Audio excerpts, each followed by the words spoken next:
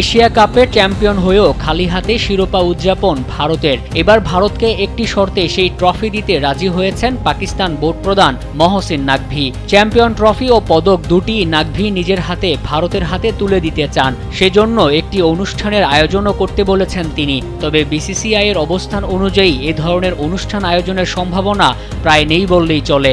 মূলত এসিসির চেয়ারম্যান পাকিস্তানের বোর্ড প্রধান মহসিন নাকভির হাত থেকে ট্রফি নিতে রাজি হয়নি ভারত। অনুষ্ঠানের পরও ভারতকে ট্রফি বুঝিয়ে দেওয়া হয়নি। সূর্যকুমারদের ফাঁকি দিয়ে ট্রফি ও পদক নিয়ে গেছেন পাকিস্তানের বোর্ড প্রধান, এমন অভিযোগও তুলেছে ভারতীয় বোর্ড।